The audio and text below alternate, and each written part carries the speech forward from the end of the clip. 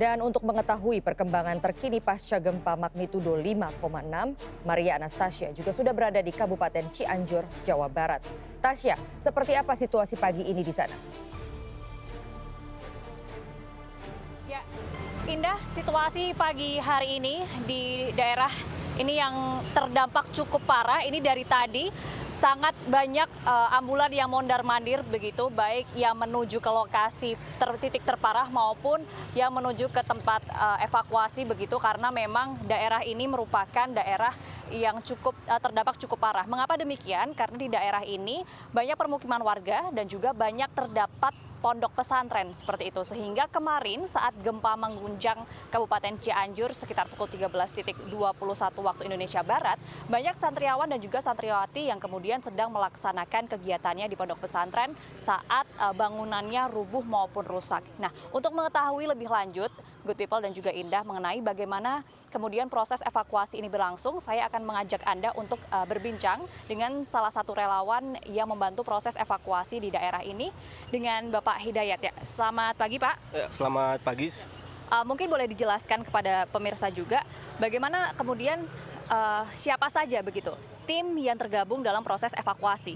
Ya, sebelumnya saya turut berduka cita innalillahi wa inna ilaihi rajiun karena berbagai korban yang akibat gempa Cianjur ini. Jadi kemarin ketika gempa terjadi, kita potensi SAR dari berbagai wilayah datang ke Cianjur.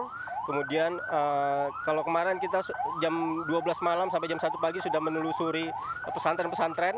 Kemudian di pagi hari ini kita dikoordinir oleh Basarnas. Kita dibagi 3 seru. Seru pertama ada di Cijendil, seru kedua ada di Gasol, yang ketiga ada di rumah makan Sate. Kemudian dari 3 seru itu kita terbagi untuk melakukan pencarian dan pertolongan. Ini memang masih ada yang dikhawatirkan, masih banyak yang belum ditemukan. Kondisi di reruntuhan pondok pesantren itu seperti apa sih Pak, kalau bisa digambarkan kepada pemirsa?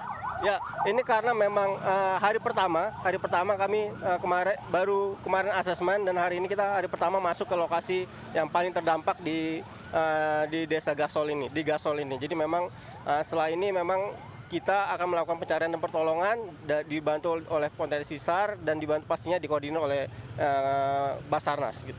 Untuk korbannya berarti ada potensi masih banyak yang tertimbun seperti itu Pak?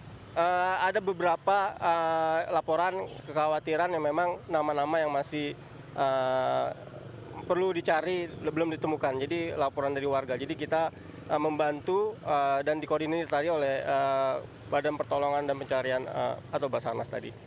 Terima kasih Pak Hidayat sudah bercerita tentang proses evakuasi. Selamat melanjutkan aktivitas Pak. Terima kasih banyak. Nah, Good People, tadi selama perjalanan ke sini juga memang proses evakuasi masih terus berlangsung, dan warga ini diungsikan ke tempat-tempat seperti ke Kodim, lalu juga ke tempat-tempat kedinasan pemerintah setempat. Namun juga masih banyak warga yang kemudian memilih untuk tetap tinggal di rumah walaupun bangunan rumahnya sudah retak ataupun sudah tidak kokoh akibat goncangan gempa yang terjadi kemarin.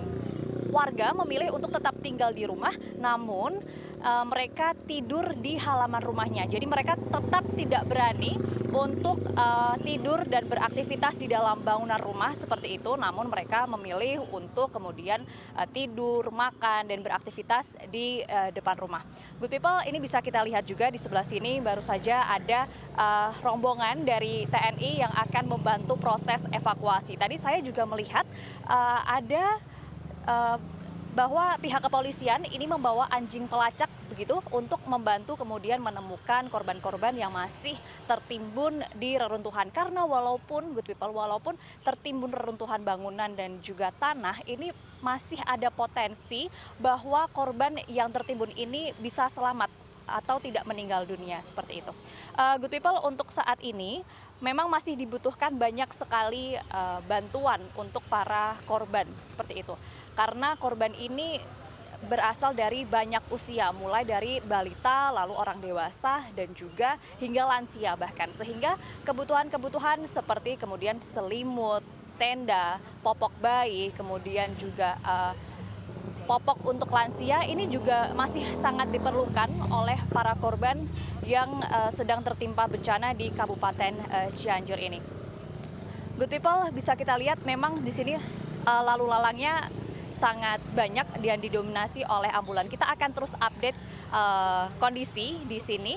Demikian laporan yang dapat saya sampaikan, kembali ke Studio Indah. Ya, terima kasih Maria Anastasia dari Kabupaten Cianjur, Jawa Barat.